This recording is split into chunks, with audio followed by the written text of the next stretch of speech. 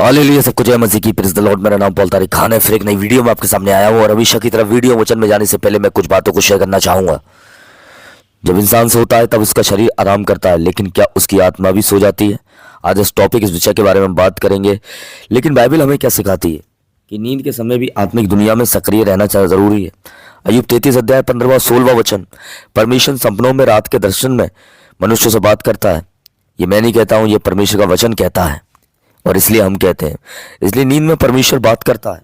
नींद सिर्फ आराम नहीं है, इस बात को ध्यान रखें। ये एक वो समय है जब परमेश्वर आपसे बात करता है। उदाहरण के तौर पर हम देखेंगे यूसुफ के बारे में कि परमेश्वर ने उसे सपनों के द्वारा भविष्य दिखाया था। दानियल, उसने सपनों का अर्थ भी बताया था। पर संदेश क्या है? अगर आप शुद्ध दिल से सोते हैं तो परमेश्वर आपको मार्ग दिखा सकता है। शैतान भी नींद में हमला कर सकता है, इस बात को ध्यान रखें। जब शरीर कमजोर होता है तब आत्मिक हमला आसान हो जाता है। क्यों क्यों आसान हो जाता है? कि जब आप वचन कोट करके नहीं सोते, जब आप प्रार्थना करके नहीं सोते हैं, जब आप परमेश्वर को याद करके नहीं सोते हैं, अपने जहन में उसे बैठाल के नहीं सोते हैं, तो इसलिए उसका हमला आसान हो जाता है। इसलिए मत्ती 13 अध्याय 25वां वचन। जब लोग सो रहे थे तब शत्रु आया और बुरे बीज बो गया। क्यों बो गया? क्योंकि परमेश्वर के वचन को अपने अंदर नहीं बोया। इसलिए जब वचन को नहीं बोते हैं आप, तो शत्रु बीज बोने की कोशिश करता है। इस बात को ध्यान रखें, क्योंकि रात का समय एक काली रात नहीं है। ये एक अंधकार की वो शक्ति है जहां मेरे प्यारों अंधकार बढ़ने की कोशिश करता है। पर परमेश्वर उसी अंधकार में ये चाहता है कि हम आत्मिक दुनिया में बढ़े, आत्मिक बातों में बढ़े, प्रार्थना में बढ़े, वचन में बढ़े। इसका मतलब डरावने सपने, गलत विचार, आत्मिक दबाव, ये हमें दबा देते हैं। इस बात को ध्यान रखना।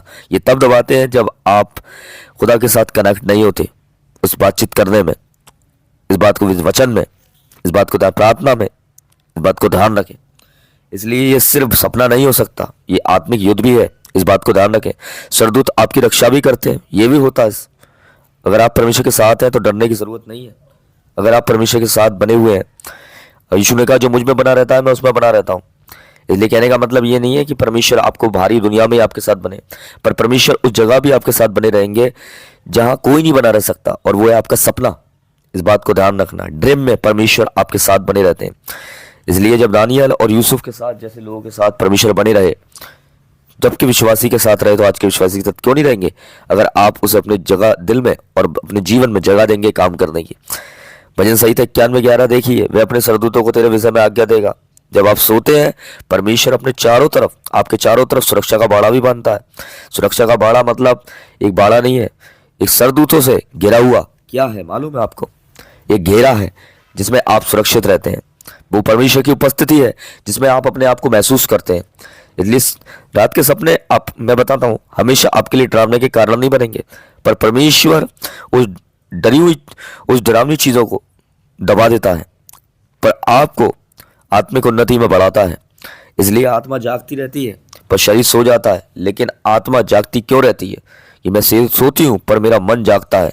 श्रेष्ठ गीत 5:2 इसमें लिखा हुआ है। इसका मतलब ये नहीं है कि आपका अंदरूनी मन सक्रिय रहता है, आप, इसका मतलब ये है आत्मिक दुनिया से जुड़ाव कितना बना रहता है। क्यों कुछ लोगों को बुरे सपने आते हैं? इसके पीछे के कारण क्या हो सकते हैं? पाप, गलत आदत, डर और चिंता और आत्मिक कमजोरी। जो आप दिन में देखेंगे वो आप रात को महसूस करेंगे। अगर आप दिन में हॉरर मूवी देख रहे हैं तो जरूरी है, ये जरूरी बन जाएगा कि आप रात में आपको वही सीन दिखाई देंगे। मैं बताना चाहता हूँ। इसलिए दिन में जो लोग मोबाइलों में या अपने इधर उधर चीज़ें देखते हैं, डरावनी चीज़ें देखते हैं, सेक्सुअल चीज़ें देखते हैं, तो वही चीज़ें उनके दिमाग के अंदर काम करती हैं और शैतान को हमला करना बहुत आसान हो जाता है। उन्हीं विचारों के द्वारा और उन्हीं सोचों के द्वारा क्या करता है? शैतान हमला करने की कोशिश करता है रात के समय। इसलिए जो दिन में देखते हैं वो आप उस रात को, जो दिन में आप देखते हैं उस रात को अपने सपनों में महसूस करते हैं। इसलिए ये चीज़ एक डर का कारण बन जाती है। पर अगर आप दिन में परमेश्वर के वचन के साथ और प्रार्थना के साथ अपने समय को बिताते हैं तो डरावने सपने नहीं, पर परमेश्वर की तरफ से, हालेलुया, आत्मिक सपने आते हैं आपकी जिंदगी में। फरिश्ते, सरदूत देखेंगे आप, बहती नदियां देखेंगे, स्वर्ग देखेंगे, परमेश्वर की उपस्थिति देखेंगे। आप अपने आप को ऐसा देखेंगे जैसे आप स्वर्ग में हैं, समझ रहे हैं आप? अनॉइंटिंग देखेंगे। हाँ, अब झील, आप दूध, आप बहती हुई नदियां देखते हैं जहाँ दूध बहता है, परमेश्वर आपको झील दिखा सकता है, पेड़ पौधे दिखा सकता है, फल फ्रूट दिखा सकता है। ये सब क्या है? ये आशीषों का साइन है। परमेश्वर आपको बहुत जो चेन होती है, बंधन होते हैं, उन्हें तोड़ता हुआ दिखा सकता है। मतलब आपकी ज़िंदगी से बंधन टूटना, तो परमेश्वर ब्लेस करता है सपनों में भी। अगर आप दिन में उसके वचन से को अपना टाइम देते हैं तो पर उसी वही वचन आपको रात को ब्लेस करता है। पर अगर आप ऐसा कुछ देख रहे हैं जो डरावना है और भयानक है, जो आपको परमेश्वर से दूर कर रहा है, या ऐसा कोई पाप है, तो वही आपको रात में वही चीज़ें आपके सपने में रात में जगह बनाएंगी और आपको डराने की कोशिश करेंगी, आपको एहसास दिलाने की कोशिश करेंगे कि आप एक ऐसी जगह हो जहाँ से निकलना बहुत मुश्किल है। पर परमेश्वर हमेशा हमें अपने वचन से समझाने की कोशिश करता है कि जो आप दिन में देखते हैं वही आप रात में सपनों में पाते हैं। इफिसी 4:27 वचन, शैतान को अवसर मत दो। अगर आप दिन में ऐसा कुछ देख रहे हैं, या हॉरर मूवी, या कोई गलत बात, या कोई सेक्सुअल चीज़, या आप कुछ भी ऐसा देख रहे हैं, तो मैं आपको बताना चाहता हूँ, ये आप देख नहीं रहे हैं, ये शैतान को अवसर दे रहे हैं आप। इसलिए देखना बंद करें दिन में, और दिन में ज़्यादा परमेश्वर के साथ वचन स्पेंड करें, ताकि वही वचन आपको आत्मिक दुनिया में ले जाए, ना कि आपको डरावनी दुनिया में। मैं आपको बताना चाहता हूँ, सोने से पहले क्या करें। अगर आप सुरक्षित रहना चाहते हैं तो ये काम ज़रूर करें। बहुत लोग प्रार्थना करके नहीं सोते हैं। लास्ट काम क्या करके सोए? मोबाइल देख के, कोई ऐसी डरावनी नॉवल देख के, या किसी से लड़ाई झगड़ा करके, या क्या करके सोए थे लास्ट काम? याद करिए। तो आपका लास्ट काम कोई और नहीं होना चाहिए। आपका लास्ट काम क्या होना चाहिए? प्रार्थना होनी चाहिए। आप ऐसे तो नहीं है कि आप प्रॉन और अश्लील वीडियोस को देखते हैं मोबाइल पे, और इस कारण आप फ्रस्ट्रेट और टेंशन में चले जाते हैं। इस कारण आपका मानसिक तनाव भी बेकार हो जाता है, आपके सोचने समझने की शक्ति भी खत्म हो जाती है, आपको कुछ समझ नहीं आता, आपके दिमाग पर स्ट्रेस रहता है, चिंताएं रहती हैं, और वो आपको दबा देती हैं, और वही चीज़ें आपको सपने में दिखाई देती हैं, और आप अपने आप को अच्छा महसूस नहीं करते जब सुबह उठते हैं। तो मैं बताना चाहता हूँ, अगर इन दिनों में आप अपने आप को शरीर में कमज़ोर कर रहे हैं, शरीर में कमज़ोर महसूस कर रहे हैं, तो इसका मतलब आप सोते समय इस बात को ध्यान रखें, आत्मिक दुनिया में अपने आप को कमज़ोर महसूस कर रहे हैं। इसलिए हमेशा गलत सपनों से बचने के लिए और शैतान के हमले से बचने के लिए सबसे पहला काम क्या करें? रात के समय सोने से पहले प्रार्थना करें। आज परमेश्वर मेरी रक्षा कर, बाइबल का वचन पढ़ें, खासकर भजन संहिता 23:91 को कोट करें, क्योंकि वह सुरक्षा के बारे में बहुत लिखा हुआ है, और आशीष के वचनों और छुटकारे की बातें काफ़ी लिखी हुई हैं। तो उन वचनों को ज़्यादा पढ़ें, अपने मन को शुद्ध करें, गुस्सा डर पाप को छोड़ दें, क्योंकि गुस्सा और डर और पाप आपकी ज़िंदगी में रहेगा तो वो आपके शैतान को आसानी हो जाएगा कि वो सपने में भी आपके पास हमला कर सके।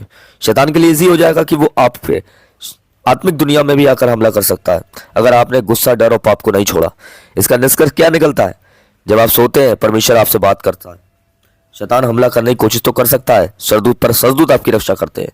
इसलिए नींद सिर्फ आराम नहीं है, ये एक आत्मिक समय है जो हमें, जब परमेश्वर हमसे जुड़ता है।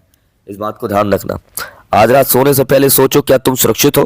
क्या तुमने परमेश्वर से प्रार्थना करी? आज एक सवाल है, अगर आप सो के उठे हैं सुबह, तो अपने आप से एक सवाल करें, क्या मैंने रात को सब प्रार्थना करी? क्या मैंने वचन पढ़ा? इसलिए रात के समय होने वाला आत्मिक युद्ध खाली सोने का समय नहीं है, एक आत्मिक युद्ध भी है। बहुत लोग सोचते हैं कि रात सिर्फ आराम का समय है, लेकिन बाइबल बताती है रात में आत्मिक चीज़ें और भी जागृत हो जाती हैं। इफिसियों 6:12, हमारा संघर्ष शरीर और लहू से नहीं है, परंतु अंधकार की शक्तियों से है। इसका मतलब आत्मिक युद्ध सच में होता है। इस बात को ध्यान रखें, खाली वो दुनिया में नहीं होता, इस बात खाली स्वर्ग में ही नहीं होगा, पर वो इस बात को ध्यान रखें आपके सपनों में भी होगा। रात का समय परीक्षा का समय भी हो सकता है। बाइबल में कई बार रात में परीक्षा आई है। यीशु मसीह जंगल में थे, रात का समय था, परीक्षा आई, शैतान परीक्षा लेने आया, शिष्य रात में डर गए। जब यीशु मसीह तूफान नाव में जा रहे थे चेलों के साथ, तब भी तूफान आया। तो रात में आपका विश्वास भी परखा जा सकता है। इसलिए अपने आप को, रात जितनी अंधकार की शक्तियाँ बढ़ती हैं, उससे ज़्यादा मेरे प्रिय परमेश्वर की सामर्थ्य भी बढ़ती है। और ये जब बढ़ती है आपके जीवन में, जब आप उसे अपना समय देना रात में शुरू करते हैं। डर क्यों महसूस होता है? कभी कभी रात में अचानक डर लगता है, अजीब सपने आते हैं, बेचैनी होती है। क्या पता आपने परमेश्वर को समय नहीं दिया है, आप परमेश्वर की उपस्थिति में नहीं बैठे, और वहां शैतान को डराने का आपको मौका मिल जाता है। सपनों के माध्यम से वो आप पे हमला करता है और आपको डराने की कोशिश करता है। इसलिए भजन संहिता 4:8, मैं शांति से लेटूंगा और सो जाऊंगा, केवल तू ही मुझसे सुरक्षित रखता है। इसका मतलब परमेश्वर शांति देता है। तो आज का वचन मेरे प्रियानो कैसा लगा आप मुझे बता सकते हैं। अगली वीडियो में बहुत जल्दी मिलेंगे। तब तक के लिए मेरे प्रिय भाई बहनों, जय मसीह की।